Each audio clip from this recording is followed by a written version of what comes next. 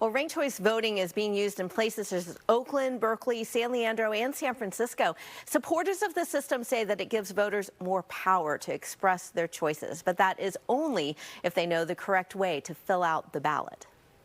Ranked choice voting, sometimes known as an instant runoff election, has been used in San Francisco since 2002. The voters in that election did vote to adopt ranked choice voting. Filling out the ballot can be confusing for some voters. In San Francisco's mayor's race this year, there are 13 candidates. But new this year, voters can rank up to 10 choices instead of just 3. This system can accommodate up to 10 candidates. And so this is the first time, I think, that we've had as many as 10 candidates in a ranked choice contest that are listed on the ballot.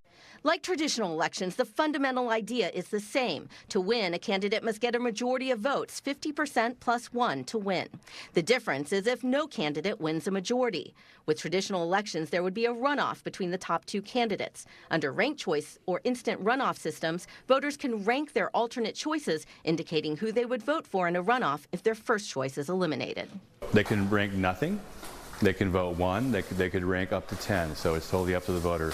In the ranked choice system, as candidates with the least votes are eliminated in each round, voters who ranked those candidates first get to have their alternate choices counted until there is a winner.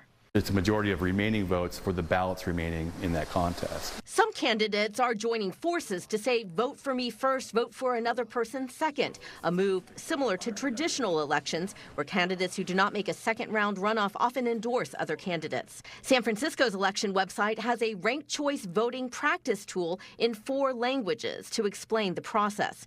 One of the biggest mistakes people make is putting all of their choices in one column. You just make sure they're lining up their marks on the ballot in separate columns. Officials say another common mistake is putting your first choice candidate as your second, third, fourth choice spots.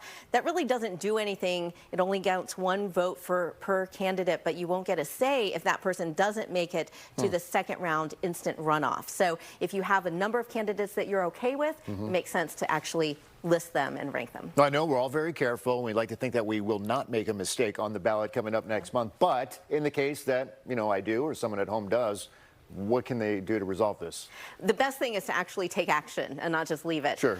So one of the things that they said is you can either ask for a new ballot at one of the voting centers, or in the worst case scenario, you can actually write on your ballot, this is my first choice, second, third, and when it comes down to a hand review, the election officials can see clearly what it is, and then they can correct that. Got it.